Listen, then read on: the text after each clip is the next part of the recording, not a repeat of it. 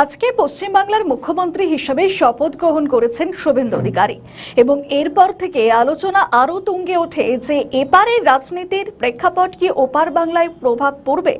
এই দিকে যেমন নজর রাখার চেষ্টা করব, অন্যদিকে নজর রাখবো যে ইতিমধ্যেই কিন্তু সেই প্রক্রিয়া বা সেই বিভিন্ন বিষয় কিন্তু লক্ষ্য করা যাচ্ছে। কারণ চিন্ময় কৃষ্ণ প্রভু তিনি যেমন দীর্ঘদিন ধরে কারাবন্দী ছিলেন, এবার রবিবার মনে করা হচ্ছে যে তার জামিন হয়ে যেতে পারে।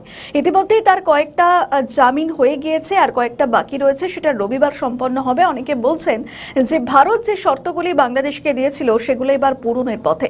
আসলে কি পরিস্থিতি সেদিকেও নজর রাখার চেষ্টা করব। অন্যদিকে নজর রাখবো যে বাংলাদেশে 18 বছরের নিচে এই সমস্ত কিশোর কিশোরীদেরকে এবার নাকি কারাবন্দী করা হয়েছিল শুধুমাত্র ছাত্রলীগ করার অপরাধে। আসলে বাংলাদেশের পরিস্থিতি কি, আইন শৃঙ্খলার হাল এই কেন, এই নিয়েও কিন্তু নানা রকম আলোচনা চলছে।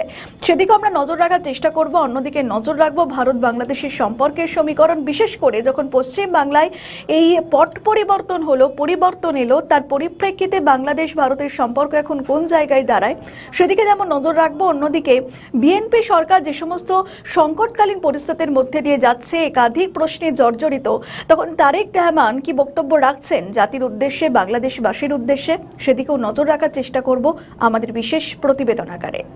পশ্চিমবাংলায় পালাবদল ঘটেছে। দীর্ঘ 15 বছরের শাসন ক্ষমতার অবসান ঘটেছে মমতা বন্দ্যোপাধ্যায় তৃণমূল সরকারের। বদল এনেছে বিজেপি। বাংলার নয়া মুখ্যমন্ত্রী শুভেন্দু অধিকারী আজ তিনি ব্রিগেড প্যারেড গ্রাউন্ড থেকে মুখ্যমন্ত্রী হিসেবে শপথ গ্রহণ করলেন। এবার বাংলার রাজনীতির প্রভাব ওপার বাংলাতে পড়তে পারে বলে অনেকেই আলোচনা করেছিলেন। আরও স্পষ্ট হয়ে গেল যখন আওয়ামী লীগের পক্ষ থেকে ভারতে আশ্রিত বাংলাদেশের প্রাক্তন প্রধানমন্ত্রী শেখ হাসিনা বিজেপি ও শুভেন্দু অধিকারীকে অভিনন্দন জানান। হঠাৎ আওয়ামী লীগ কেন এত উচ্ছ্বসিত? পশ্চিমবাংলার রাজনীতির পালাবদল কি আওয়ামী লীগের ক্ষেত্রে বড় ধরনের প্রভাব ফেলবে? কেউ কেউ তো বলছেন শুভেন্দু অধিকারী বাংলার মুখ্যমন্ত্রী হতেই একটি বার্তা দেওয়ার চেষ্টা করছে আওয়ামী লীগ। তবে কি শেখ হাসিনার ফেরার বার্তা?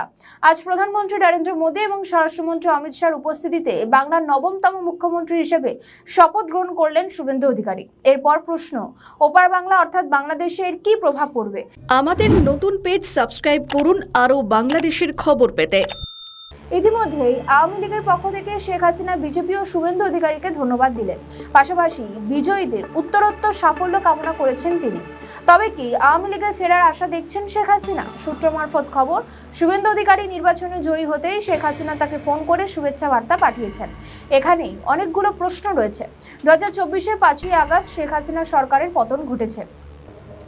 এরপর তিনি ভারতের আশ্রয় রয়েছেন। এরপর পদ্মা দিয়ে বয়ে গিয়েছে অনেক জল। মোহাম্মদ ইউনূসের নেতৃত্বে অন্তর্বর্তীকালীন সরকার গঠিত হয়েছে। 18 মাস দেশ শাসন করেছে তদারকি সরকার। এরপর নির্বাচন করে জয়ী হয়েছে বিএনপি। তারেক রহমান হলেন প্রধানমন্ত্রী। এর মধ্যে ভারতের প্রধানমন্ত্রী নরেন্দ্র মোদী অনেক বার্তা দিয়েছেন, কিন্তু এখনো শেখ হাসিনাকে ফেরাতে পারেনি। বরং আওয়ামী লীগকে পুরোপুরি নিষিদ্ধ ঘোষণা করে দিয়েছে প্রথমে ইউনূসের সরকার, তারপর তারেক রহমানের সরকার। এই পরিস্থিতিতে আদৌ কি শেখ হাসিনা ফিরতে পারবেন? কারণ এমনিতেই হাসিনার উপর রয়েছে আন্তর্জাতিক অপরাধ ট্রাইব্যুনালে মৃত্যুদণ্ড সাজা। যদিও সেই সাজা বা তদন্ত নিয়ে অনেকেরই প্রশ্ন রয়েছে। ইতিমধ্যেই আন্তর্জাতিক বহু সংগঠন এই তদন্ত বা বিচার প্রক্রিয়া নিয়ে প্রশ্ন তুলেছে। জাতিসংঘ চিঠি দিয়েছে আন্তর্জাতিক অপরাধ ট্রাইব্যুনালকে। ব্রিটিশ ল ফার্মের মাধ্যমে শেখ হাসিনা চিঠি দিয়েছেন আইসিটিকে। অনেকে আলোচনা করছেন যে আওয়ামী লীগকে হয়তো ফেরাতে পারে ভারত। যদিও অন্য দেশের রাজনৈতিক অঙ্গনে ভারত কোনোদিনই হস্তক্ষেপ করে না, এইবারও করবে না। তবে একটা প্রভাব থাকবে, কিন্তু পশ্চিমবঙ্গ কতটা এক্ষেত্রে জরুরি এটাই সব থেকে বড় বিষয়। এতদিন মোহাম্মদ ইউনূসের আমলে যেভাবে ওপার বাংলায় সংখ্যালঘুদের উপর অত্যাচার করা হয়েছে, সেটা এখন বিএনপি জামানায় কমলেও তেমন লক্ষণীয় নয়। সেটা যে এখন কমবে বিজেপি ক্ষমতায় আসতে, সেটা আর বলার অপেক্ষা রাখে না। এখন দেখার পরিস্থিতি কোন দিকে যায়।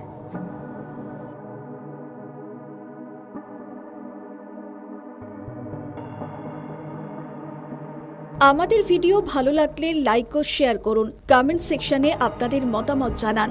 আরও ভিডিও পেতে আমাদের চ্যানেলটিকে সাবস্ক্রাইব করুন এবং প্রতি মুহূর্তে খবরের আপডেট পেতে প্রেস করুন বেল আইকন। শেখ হাসিনা কি ফিরবেন বাংলাদেশে? এই প্রশ্ন যখন উঠছে, তখন এই নিয়ে ভারতের বিদেশ সচিব বিক্রম মিশ্রি নয়াদিল্লি সফররত বাংলাদেশের সাংবাদিকদের সঙ্গে কথা বলেন। এই সাক্ষাৎকারটি যখন হয়েছে, তখন পশ্চিমবঙ্গে পালাবদল ঘটেছে। এটি অত্যন্ত গুরুত্বপূর্ণ বাংলার জন্য, কারণ বঙ্গ জয় করেছে বিজেপি। মুখ্যমন্ত্রী হিসেবে শপথ গ্রহণ করেছেন শুভেন্দু অধিকারী। ঠিক এই সময় বিক্রম মিশ্রি নয়াদিল্লিতে সফররত বাংলাদেশের সাংবাদিকদের সঙ্গে একটি গুরুত্বপূর্ণ বিষয় নিয়ে কথা বললেন।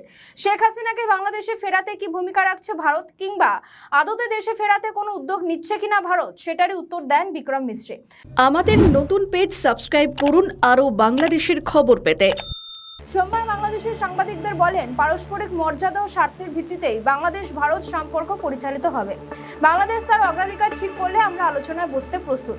আমরা চাই দু দেশের সম্পর্ক সামনে এগিয়ে যাক। তিনি আরও বলেন, বাংলাদেশের 24-এর গণ অভ্যুত্থানের পর অন্তর্বর্তী সরকারের সময় দুই দেশের যোগাযোগ কিছুটা ভিড় হলেও ভারত যোগাযোগের ধারাবাহিকতা বজায় রেখেছে। ইতিমধ্যে বিএনপি সরকারের সঙ্গে যোগাযোগ শুরু হয়েছে এবং বিভিন্ন বিপক্ষের প্ল্যাটফর্মে বৈঠকের উদ্যোগ নেওয়া হচ্ছে। এছাড়া বাণিজ্য বৃদ্ধি, ভিসা সহজীকরণ এবং বেশ কিছু চুক্তির মতো বিষয়গুলিতে উভয় দেশ আগ্রহী বলে উল্লেখ করেন তিনি।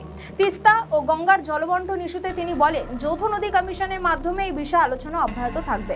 প্রায় 3 দশক আগে হওয়া গঙ্গা জলবন্টন চুক্তি কার্যকর রয়েছে এবং প্রতিষ্ঠিত প্রক্রিয়া তা নবায়ন করা হবে। অর্থাৎ এতদিন পরে পশ্চিমবঙ্গের তৃণমূল সরকার ক্ষমতায় থাকতে মমতা বন্দ্যোপাধ্যায় তিস্তা জলবন্টন চুক্তিতে সবথেকে বড় বাধা হয়ে দাঁড়িয়েছিলেন। সেই জায়গায় দাঁড়িয়ে ক্ষমতায় এসেছে বিজেপি। এখন বিজেপি এই বিষয়টির সিদ্ধান্ত নেয়, এটাই সবথেকে বড় বিষয়। তবে সদ্য গঠিত পশ্চিমবঙ্গের বিজেপি সরকারের অভিমত না শুনে তেমন কোনো মন্তব্য করেননি বিদেশ সচিব। এছাড়াও ভিসা প্রক্রিয়া স্বাভাবিক করার বিষয়ে আশাবাদ ব্যক্ত করে তিনি বলেন, মেডিকেল ভিসা বাড়ানো হয়েছে এবং শীঘ্রই সব ধরনের ভিসা প্রদান স্বাভাবিক হবে। এরপরেই শেখ হাসিনাকে নিয়ে প্রশ্ন করা হয় বিদেশ সচিব বিক্রম মিশ্রকে। ভারতে অবস্থানরত সাবেক প্রধানমন্ত্রী শেখ হাসিনাকে ফেরত দেওয়ার প্রশ্নে সরাসরি মন্তব্য না করে তিনি বলেন, সব বিষয়ে বাস্তবসম্মত উপায়ে বাংলাদেশের সঙ্গে যোগাযোগ বাড়াতে চায় ভারত। এখানে লুকিয়ে রয়েছে আসল কথা। বাস্তবসম্মত অর্থাৎ এখন বাস্তবে বিএনপি সরকার বাংলাদেশে, আওয়ামী লীগ নিষিদ্ধ, শেখ হাসিনা ভারতে। তাই বাস্তবসম্মতভাবে বিএনপি সরকারের সঙ্গে সম্পর্ক দ্বিপাক্ষিকভাবে এগিয়ে যাওয়াটাই শ্রেয় মনে করছে ভারত। তাই খুব কৌশলে শেখ হাসিনাকে নিয়ে উত্তর দেন বিক্রম মিশ্র।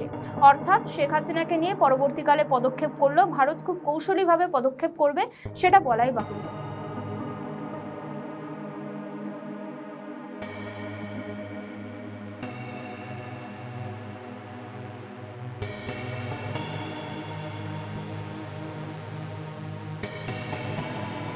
আমাদের ভিডিও ভালো লাগলে লাইক ও শেয়ার করুন। কমেন্ট সেকশনে আপনাদের মতামত জানান। আরও ভিডিও পেতে আমাদের চ্যানেলটিকে সাবস্ক্রাইব করুন এবং প্রতি মুহূর্তে খবরের আপডেট পেতে প্রেস করুন বেল আইকন। ভারত বাংলাদেশের সম্পর্কের সমীকরণ এখন যেভাবে তৈরি হচ্ছে তাতে অনেকেই বলছেন খেলা যে কোনো মুহূর্তে ঘুরে যেতে পারে। ভারত যে শর্তগুলি বাংলাদেশের পালা বদলের পর দিয়েছিল সেগুলি নাকি ধীরে ধীরে এবার পূরণের পথে। তার মধ্যে অন্যতম চিন্ময় কৃষ্ণ প্রভুর জামিন। 7 থেকে 9 এপ্রিল ভারত সফর করেছিলেন বাংলাদেশের পররাষ্ট্রমন্ত্রী খলিলুর রহমান। তার সঙ্গে বৈঠক হয়েছিল ভারতের বিদেশমন্ত্রী এস জয়শঙ্কর এবং নিরাপত্তা উপদেষ্টা অজিত ডোভালের সঙ্গে। সেই সময় বৈঠকের বেশ কিছু আলোচিত বিষয় সামনে আসে। আর এই আলোচনা হয় যে দুই দেশের উপর শর্ত আরোপ করেছিল। সেই শর্তের মধ্যে বাংলাদেশ যেমন ভারতের থেকে শেখ হাসিনার প্রত্যর্পণ চেয়েছিল, ভারত সেখানে সরাসরি না বলেনি। পুরোটাই বিচারের মাধ্যমে দেখা হবে বলে জানিয়েছিল ভারত। আমাদের নতুন পেজ সাবস্ক্রাইব করুন আরও বাংলাদেশের খবর পেতে। এছাড়াও আলোচনা হয় তিস্তা জলবন্টন, গঙ্গার নয়া চুক্তি, ভারত বাংলাদেশের বিদ্যুৎ বিনিময়, তেল বিনিময় নিয়ে। এছাড়াও দুই দেশের সম্পর্ক যেভাবে মোহাম্মদ ইউনূসের আমলের তলানিতে গিয়ে পৌঁছেছিল সেটাকে পুনরুদ্ধারের চেষ্টা করেছিল খলিলুর রহমান। সেটার বলার অপেক্ষা রাখে না। অন্যদিকে ভারতের তরফে যে শর্তগুলি দেওয়া হয়েছিল, আওয়ামী লীগকে রাজনীতিতে ফিরিয়ে নেওয়া, হিন্দু সন্ন্যাসী চিন্ময় কৃষ্ণ প্রভুর জামিন, অন্তত বিভিন্ন ভারতীয় গণমাধ্যম এই শর্তগুলির দাবি করেছিল। শিরিন শারমিন চৌধুরীর জামিন খুব দ্রুত দেখা গিয়েছে। জামিনের মাত্র 4 ঘন্টার মধ্যে কারামুক্তির ঘটনাও দেখা গিয়েছে। এরপর চিন্ময় কৃষ্ণ প্রভুর একটি মামলায় জামিনের ঘটনাও দেখা গিয়েছে।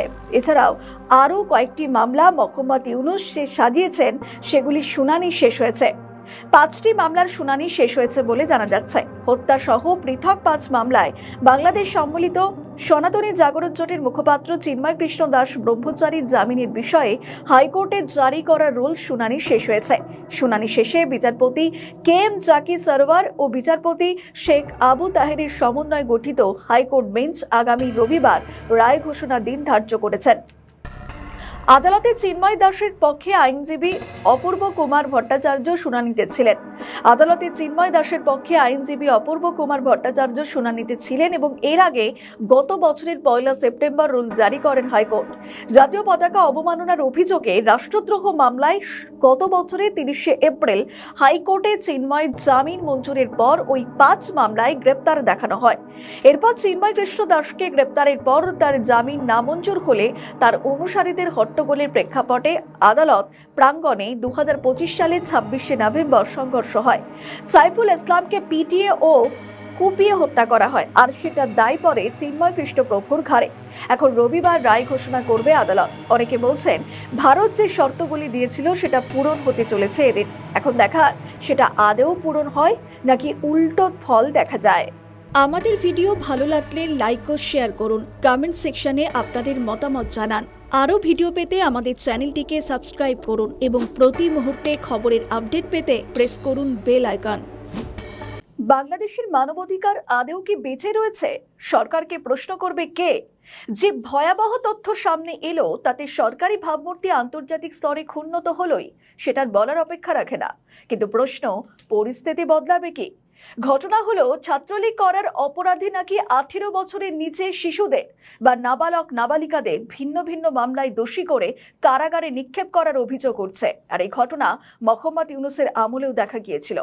এমনকি এমন তথ্য উঠে আসছে যে মোহাম্মদ ইউনূস তাদের কারাগারে রাখার জন্য ছাত্ররা এসএসসি পরীক্ষা পর্যন্ত দিতে পারেননি। কতটা অরাজক পরিস্থিতি তৈরি হয়েছে বাংলাদেশে সেটার বলার অপেক্ষা রাখে না। আমাদের নতুন পেজ সাবস্ক্রাইব করুন আরও বাংলাদেশের খবর পেতে। এমনকি ইউনূসের এই নোংরা রাজনীতির ধারাবাহিকতা বয়ে নিয়ে যাচ্ছেন তারেক রহমানও। বাংলাদেশের গণমাধ্যম খবর করছে বিতর্কিত মামলায় কারাগারে স্কুল শিক্ষার্থীরা ছাত্রলীগ সম্পৃক্ততার অভিযোগ। একমাত্র তাদের অভিযোগ তারা ছাত্রলীগ করে।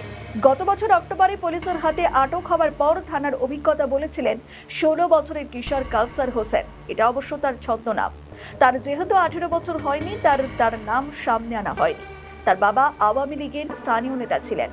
বাবা ছেলে দুজনেই সন্ত্রাস বিরোধী আইনে মামলার আসামি হওয়ার পলাতক ছিলেন। তিনি বলেন নানুর বাড়িতে যান কারণ টেস্ট পরীক্ষা শুরু হবে তাই। তিনি ভেবেছিলেন হয়তো পালিয়ে পালিয়ে পরীক্ষাটা কোনো ক্রমে দিতে পারবেন, কিন্তু প্রথম পরীক্ষার রাতেই পুলিশ নানুর বাড়ি থেকে তাকে ধরে নিয়ে যায়। এমনটাই বলেন কাউসার হোসেন। কাউসার পরে কারাগার থেকে ছাড়া পেয়েছিলেন, তবে সেটা 4 মাসেরও বেশি সময় পর এসএসসি পরীক্ষার মাত্র 1 দিন আগে। তার সহপাঠীর এখন পরীক্ষার মধ্যে থাকলেও তখন কাউসার পরীক্ষায় বসতে পারছেন না। তিনি বলেন তিনি জেলখানায় বসেই কোর্টে আবেদনও করেছিলেন, কিন্তু কোর্ট নাকি বলেছে টেস্ট পরীক্ষা না দিলে এসএসসির ফর্ম ফিল আপ করা যাবে না। তার স্কুলেও যোগাযোগ করা হয়, তারাও বলে টেস্ট পরীক্ষা ছাড়া এসএসসি দেওয়া যায় না। তবে শুধুমাত্র কাউসার নয়, এরকম বহুজনের বিরুদ্ধে পদক্ষেপ করা হয়েছে যারা এসএসসি পরীক্ষা দিতে পারেনি, জীবনের প্রথম বড় পরীক্ষা দিতে পারেনি। তাদের জেলে আটকে রাখা হয়েছে, তাদের কৈশোর জীবন একেবারে তছনছ হয়ে গিয়েছে। এমনকি এখনো অনেক কিশোর জামিনও পায়নি। চলতি মে মাসের প্রথম 5 দিনে এখনো পর্যন্ত রাজনৈতিক কারণে কারাবন্দী কিশোরের সংখ্যা 57 জন। অবাক লাগছে না? যদি মাত্র 5 দিনে সংখ্যাটা 57 জন হয়ে থাকে তবে সার্বিক চিত্রটা কি সেটার বুঝতে বাকি থাকে না। মোহাম্মদ ইউনূস দিনের পর দিন কিভাবে এমন রাজনীতি করে গিয়েছেন সেগুলি এখন প্রকাশিত হচ্ছে ধীরে ধীরে। এমনিতে দেখা যায় যে বিগত সরকারের ভুলগুলো পরবর্তী সরকার যাতে না করে, কিন্তু এক্ষেত্রে দেখা যাচ্ছে যে মোহাম্মদ ইউনূসের করে যাওয়া ভুলগুলো কিভাবে করে যাচ্ছেন তারেক রহমান। এমনকি অন্তর্বর্তী সরকারকে কোনোভাবেই কাঠগড়ায় তুলছেন না তিনি। শুধু তাই নয়, তাদের জিজ্ঞাসাবাদ পর্যন্ত করার কোনো উদ্যোগই নেয়নি তারেক প্রশাসন। এখন দেখার শিশুদের ওপর এমন ঘটনায় আন্তর্জাতিক মানবাধিকার সংগঠনগুলি আদৌ এককাট্টা হয়ে কোনো পদক্ষেপ করে কিনা। আমাদের ভিডিও ভালো লাগলে লাইক ও শেয়ার করুন, কমেন্ট সেকশনে আপনাদের মতামত জানান। আরও ভিডিও পেতে আমাদের চ্যানেলটিকে সাবস্ক্রাইব করুন এবং প্রতি মুহূর্তে খবরের আপডেট পেতে প্রেস করুন বেল আইকন।